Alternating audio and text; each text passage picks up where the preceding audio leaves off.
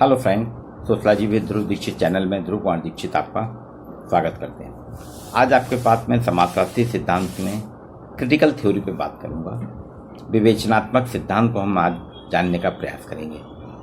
विवेचनात्मक सिद्धांत का मूल स्रोत संघर्ष सिद्धांत है। कॉन्फ्लिक्ट थ्योरी बेस है क्रिटिकल थ्योरी की।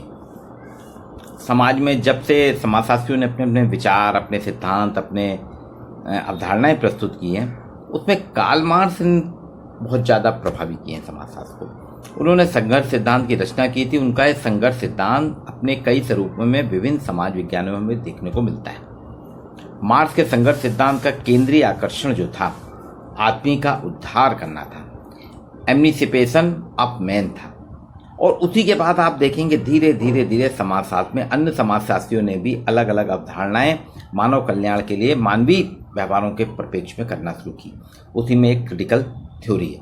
मार्क्स ने जो कहा था, वो कहते थे पूंजीवाद और राज ने मनुष्य को जकड़ लिया है। वो कहते थे मनुष्य को पूंजीवाद और राज ने जकड़ लिया है, ये दोनों उसके शोषक हैं। उनका कहना था मार्क्स का कि मनुष्य का सुख इसी में है कि उसका शोषण और दबाव से उद्धार हो जाए, अर्थात उसके ऊपर किसी प्रकार, जैसे भी राज का दबाव है और पूंजीवाद का दबाव है। पूंजीवाद और राज उसका शोषण कर रहे हैं, इससे अगर वो उबर जाता है, इससे ये प्रेशर अलग हो जाता है, उसका उद्धार हो जाएगा। अर्थात मार्क्स के संघर्ष सिद्धांत की मूल धारणा उद्धार है, यानी शोषण और प्रभुत्व से मुक्ति। प्रभुत्व से मुक्ति, एमनिसिपेशन फ्रॉम डोमिनेशन, मार्क्स के सिद्धांत का महत्वपूर्ण आधार है। और विवेचनात्मक सिद्धांत जो है, इसी के आधार पे आगे थ्योरी बनी। तो वे सिद्धांतकार जिन्होंने विवेचनात्मक सिद्धांतीकरण पर कार्य दिया, उनका मानना है विवेचनात्मक सिद्धांत समाजशास्त्र की शाखा नहीं है, ये वास्तव में अपने आप में एक समाजशास्त्र है। विवेचनात्मक समाजशास्त्र का अपना एक निजी अस्तित्व है। यह अंग्रेजी भाषा के क्रिटिकल शब्द का हिंदी अनुवाद है। विवेचना शब्द जो है अंग्रेजी भाषा के क्रिटिकल शब्द का अनुवाद है। और यह पदावली, यह पद तब आया था, इसका भी ऐतिहासिक वृतांत है। बताते हैं यूरोप में जब प्रभुत्व काल था, एनलाइटनमेंट पीरियड आया था, प्रभुत्व काल आया था, उस समय लोगों में जन जागरण हुआ। तो इस पद का प्रयोग मानववादियों और सुधारवादियों ने किया था। सुधारवादी कह रहे थे कि पूरे उसमें जो धार्मिक उपदेश भरे पड़े हैं समाज में, वो कहीं ना कहीं उनमें सुधार करना चाहिए। उनका कहना था विवेचनात्मक सुधार जो है, विवेचनात्मक सिद्धांत का मात्र उद्देश्य यह था कि जो भी धार्मिक सिद्धांत है वो केवल पैगंबर, पादरी या अवतारों की उपज है। इन सिद्धांतों में कहीं भी तार्किकता, लॉजिकल नहीं है, तार्किक पुट नहीं है। जो धार्मिक सिद्धांत के रूप में उपलब्ध है, सुधारवादियों को कहना था वो पूरा बकवास है, एक विश्वास है, एक जिसको बकवास के रूप में कहते थे, एक कोरे विश्वास के रूप में कहते थे। लोगों के विश्वास है, अंधविश्वास है, इसमें कुछ तार्किक नहीं है, लॉजिक नहीं है। इसलिए उन्होंने इसका प्रारंभिक स्वरूप जो है विवेचनात्मक सिद्धांत की शुरुआत की और बोले समाज में हमको विवेचना करनी पड़ेगी, समाज की सिद्धांतीकरण करना पड़ेगा। तो ये कहलाता है क्रिटिकल। ये दो जगह से, इसमें दो श्रेणी है। इसका पहला स्वरूप है जर्मनी का। स्थानीयता की दृष्टि से देखें तो विवेचनात्मक सिद्धांत की उत्पत्ति जर्मनी के फ्रैंकफर्ट से हुई है। यहाँ विवेचनात्मक सिद्धांतीकरण जो अनुभाविकता, एम्पिरिसिज्म और तथ्योक्ता, पैरागमेटिज्म का कोई लोग तिरस्कार की दृष्टि से देखते हैं। ये कहते हैं दर्शन शास्त्र और समाज विज्ञान में तालमेल स्थापित करके चर्चा करनी चाहिए। तो विवेचनात्मक सिद्धांत का जो दूसरा स्वरूप है वो अमेरिका के सिद्धांतीकरण में मिलता है। ये अनुभविकता को मानते हैं। अर्थात हम देखें, जर्मनी का विवेचनात्मक सिद्धांतीकरण दार्शनिकता के धरातल पर है, अमेरिका का विवेचनात्मक सिद्धांत अनुभविकता। इन दोनों के अलग अलग होने के बाद भी इन्होंने देखिए कहीं ना कहीं मार्क्स के परिप्रेक्ष्य में चर्चा की है। मैंने पहले कहा था संघर्ष सिद्धांत के कारण ही क्रिटिकल थ्योरी का जन्म हुआ है। तो मार्क्स के क्रिटिक ऑफ पॉलिटिकल इकोनॉमी एक किताब है, उसमें वो कहते हैं आदमी के उद्धार की चर्चा, आदमी के उद्धार करने की, आदमी के विकास करने की चर्चा आर्थिक शोषण के संदर्भ में की है। और यही विवेचनात्मक सिद्धांत का जो जितने भी क्रिटिकल थ्योरी के थ्योरिस्ट हैं, उनका केंद्रीय आधार यही है, मार्क्स के आर्थिक शोषण से मुक्ति दिलाना। फ्रैंकफर्ट स्कूल जो है वो जर्मनी में 1923 में स्थापित हुआ था। ये फ्रैंकफर्ट यूनिवर्सिटी का ही एक पार्ट था। इन्होंने सबसे पहले यहाँ पे चर्चा की। तो शुरुआत में आप देखेंगे क्रिटिकल थ्योरी में हैबरमार्क्स भी हैं, लुकास हैं, होर्कीमेयर हैं, एडिनो हैं। इन तीनों के सिद्धांत को लुकास ने मिला के एक नए सिद्धांत के रूप में रखा। उनका कहना था कि लुकास वास्तव में एक ऐसे सिद्धांतवेत्ता थे जिन्होंने मार्क्स और वेबर का सम्मिश्रण करने का प्रयास किया है। क्रिटिकल थ्योरी में अगर हम देखें लुकास को, तो लुकास ने मार्क्स और वेबर के सिद्धांत का मिला जुला सम्मिश्रण किया है। मार्क्स ने कहा था कि पूंजीवाद ने सामाजिक संबंधों को मुद्रा और बाजार के माध्यम से पंडीकरण का मॉडिफिकेशन किया। पूंजीवाद क्या करता है? मुद्रा और बाजार के माध्यम से सामाजिक संबंधों का मॉडिफिकेशन करता है। और मार्क्स जिसे उत्पादन कहते हैं वो वास्तव में मालिक और मजदूर के संबंध है, और उसमें कुछ ना होगा धन के माध्यम से संबंधों को खरीदना है। ये मार्क्स की थ्योरी थी। तो इसी को लुकास ने ऐसा कहा। फिर लुकास कहते हैं वेबर की अगर थ्योरी हम देखते हैं तो उन्हें आधुनिक जीवन के विभिन्न क्षेत्रों में रैशनलाइजेशन की बात की है। वो कहते हैं आधुनिक जीवन में रैशनलाइजेशन, विवेकीकरण एक सामान्य बात होगी। तो लुकास ने मार्क्स के पंडीकरण का मॉडिफिकेशन और वेबर के विवेकीकरण के सम्मिश्रण को मिला के अपने सिद्धांत में रखा, जो उनकी क्रिटिकल थ्योरी कहलाती है। लुकास ने जो मार्क्स की व्याख्या की है वो कहते हैं सामाजिक संबंधों को भौतिक संबंधों वस्तुओं के साथ जोड़ा। सामाजिक संबंध तो मान लो वस्तु हैं, ऑब्जेक्ट्स हैं, जिसमें हम हेर फेर कर सकते हैं, खरीद सकते हैं, उन्हें बेच सकते हैं।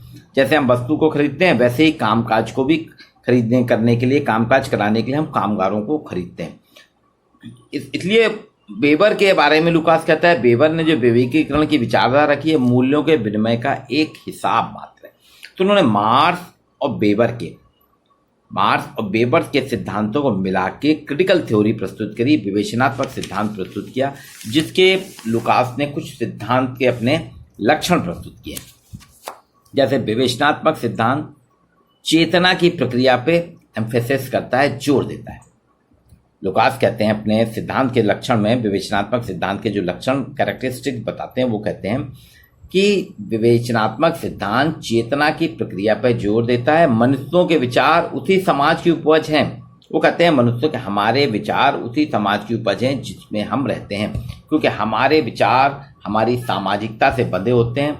हम वस्तुओं को ऑब्जेक्टिविटी से नहीं देख सकते, हम वस्तुओं को वस्तुनिष्ठता से नहीं देख सकते। अपने युग की छाप को पृथक करके वस्तुओं को समझना हमारे लिए बहुत कठिन है। इसलिए उन्होंने चेतना की प्रक्रिया को महत्वपूर्ण बताया। दूसरा वो कहते हैं प्रारंभिक विवेचनात्मक सिद्धांत, जैसा कि उसको हेबरमास ने भी बताया है, अत्यधिक व्यक्तिपरक था, सब्जेक्टिव था। इसका बहुत कुछ झुकाव उन्होंने फ्राइड के मनोविश्लेषण सिद्धांत से बताया।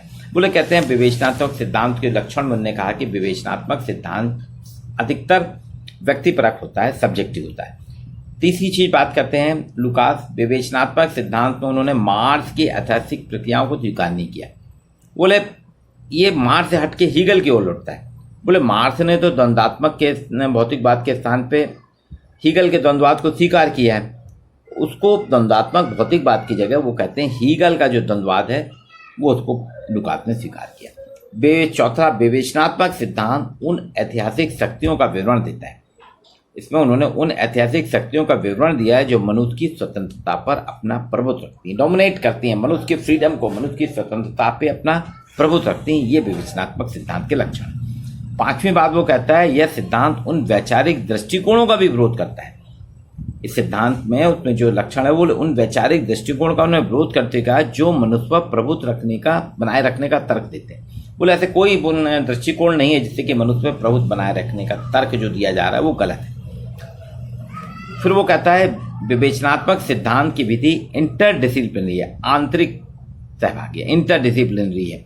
इस विधि के द्वारा विभिन्न तरह से प्रशिक्षित अनुसंधानकर्ता और सिद्धांतवेत्ता विभिन्न विषयों पर विचार विमर्श करते हैं और सामाजिक दशाओं का विश्लेषण करके उसके निराकरण के लिए एक निश्चित रणनीति बनाते हैं। सातवीं बात वो रखता है विवेचनात्मक सिद्धांत की केंद्रिकता, प्रैक्टिस यानी सिद्धांत और क्रिया का सम्मिश्रण करना है। लुकास ने यहाँ कहता है कि हम इस थ्योरी के माध्यम से, स्किल थ्योरी जो है सिद्धांत और क्रिया का सम्मिश्रण है।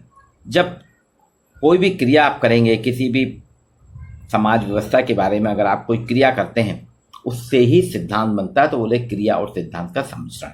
आठवीं बात वो कहता है विवेचनात्मक सिद्धांत का सबसे बड़ा मूल उद्देश्य जो है मनुष्य को शोषण, दमन और प्रभुत्व से मुक्ति दिलाना है। क्योंकि मनुष्य का जब तक शोषण होता रहेगा, मनुष्य का जब तक दमन होता रहेगा, जब तक मनुष्य पे कुछ लोगों का प्रभुत्व बना रहेगा, वो अपना विकास नहीं कर सकता, वो अपने आप को स्थापित नहीं कर सकता। इसलिए मनुष्य को विकसित करने के लिए, मनुष्य को आगे बढ़ने के लिए जरूरी कि उस पर से शोषण अलग हो जाए, दमन अलग हो जाए प्रभुत्व से मुक्ति मिल जाए।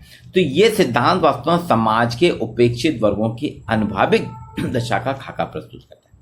तो क्रिटिकल थ्योरी में जब भी हम अभी इसमें आगे हम और बात करेंगे, हॉर्कीमेयर है, अडार्नो है, हैबरमास है, इन सभी की अपन थ्योरी पढ़ेंगे। लेकिन शुरुआती दौर में विवेचनात्मक सिद्धांत का जो है लुकास का है, यह है लुकास ने मार्क्स और वेबर दोनों को मिक्स करा। वास्तव में जो विवेचनात्मक सिद्धांत है वो विवेचना करना है समाज की।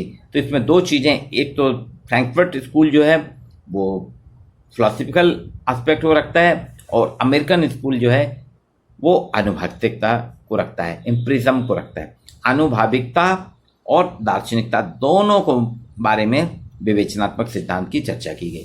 ये विवेचनात्मक सिद्धांतीकरण का वास्तव में चरित्र अगर अपन देखें, कैरेक्टर, ये मार्क्स के प्रैक्टिस यानी व्यवहार और सिद्धांत के को क्रियान्वित रूप में रखना चाहता है। मार्क्स के सिद्धांत से, एक संघर्ष सिद्धांत से ही विवेचनात्मक सिद्धांत आया। मार्क्स भी अपने सिद्धांत को व्यावहारिक रूप देना चाहते थे।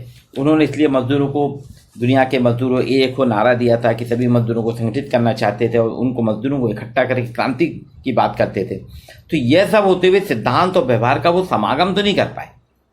वो ना तो मजदूरों को इकट्ठा कर पाए ना क्रांति ला पाए। मतलब उनके सिद्धांत को वो व्यवहार में, व्यावहारिकता में समाहित नहीं कर पाए। लेकिन विवेचनात्मक सिद्धांतीकरण जो जर्मनी का हो या अमेरिका का, वो इन दोनों को समाहित करना चाहता है।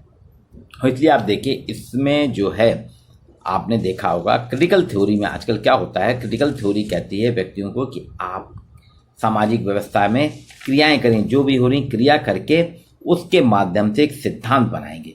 तो क्रिया और सिद्धांत के माध्यम से आपको करना है और उसका मूल उद्देश्य यह है व्यक्ति को कहीं ना कहीं किसी न किसी रूप में सुविधाएं प्रदान करना, उनका कल्याण करना। और ये क्रिटिकल थ्योरी के जितने भी सिद्धांत देता हैं उनकी पहली पहचान है। मार्क्स तो वो कहता है लुकास कि मार्क्स सिर के बल खड़े थे। जैसे मार्क्स ने कहा ना, हीगल सिर के बल खड़े थे, मैंने उनको द्वंद्ववाद को पैरों के बल पे खड़ा किया। इसी तरह लुकास भी कहते हैं मार्क्स ने जो संघर्ष सिद्धांत की बात की है वो सिर के बल खड़े थे, मात्र उनको मैंने पांव के बल खड़ा किया। वो कहते हैं भौतिक वस्तुओं में जो द्वंद्व मिलता है वो सिर्फ मानवीय चेतना, ह्यूमन कॉन्शियसनेस में अंतर्निहित है। और लुकास का मार्क्स से इसलिए मतभेद था। और वो वेबर का भी उन्होंने कहा है, बोले विवेकीकरण ही सब कुछ नहीं है, खाली रैशनलाइजेशन ही सब कुछ नहीं होता। वेबर जो रैशनलाइजेशन की बात करते हैं, विवेकीकरण की बात करते हैं, लुकास कहता है वही सब कुछ नहीं है। बोले इसको तो एक कुछ भी नहीं है। इसलिए उन्होंने कहा है कि हमें वास्तव में चेतना की प्रक्रिया पे जोर दिए। नट एंड शेल में अगर आप देखें तो विवेचनात्मक सिद्धांत को संक्षिप्त में अगर देखें, उसका सार संक्षेप, तो वो चेतना की प्रक्रिया पे जोर देता है। वो कहता है कि मनुष्य के विचार उसी समाज की उपज हैं जहाँ पे वो रहते हैं। वो कहते हैं इसमें जो है हमें कभी भी ऐतिहासिक प्रक्रियाओं को स्वीकार नहीं करता। वो कहता है हमें द्वंद्व के माध्यम से संघर्ष को देखना होगा, क्रिया को देखना होगा। ऐतिहासिक शक्तियों का विवरण वो उनके में नकारता है। वो कहता है ऐतिहासिक शक्तियां तो हमेशा से प्रभुत्व बनाए रहती हैं, इसलिए इनको हमको अलग करना होगा। उसने कहा कि मनुष्य को शोषण, दमन और प्रभुत्व से मुक्ति दिलाना है। जब तक व्यक्ति का शोषण होता रहेगा, व्यक्ति का दमन होता रहेगा, व्यक्ति पर प्रभुत्व बना रहेगा, तो व्यक्ति कभी भी आगे नहीं बढ़ सकता। आप कितने ही संघर्ष के सिद्धांत प्रस्तुत कर लें, व्यक्ति आगे नहीं बढ़ पाए। इसलिए उसने कहा कि व्यक्ति को शोषण, दमन और प्रभुत्व से मुक्ति दिलाएं। यही क्रिटिकल थ्योरी है कि विवेचनात्मक करना। जो क्रिटिकल का शुरुआती हुई थी, मैंने आपको पहले ही बताया था कि यूरोप से इसकी शुरुआत हुई थी। वहाँ पे जब ये अंग्रेजी भाषा के क्रिटिकल शब्द का अनुवाद है, ये प्रयोग था, मानववादियों, सुधारवादियों ने किया था। उन्होंने कहा धर्म के माध्यम से जितना भी धार्मिक सिद्धांत हमारे ऊपर एक प्रभुत्व है, धार्मिक प्रभुत्व रहता है, एक दबाव रहता है, उससे मनुष्यों का शोषण होता है, उससे मुक्ति नहीं होती। इसलिए इसको अलग करना होगा, इसको हमको समझना होगा। ये विवेचनात्मक सिद्धांत का सैद्धांतिकरण है।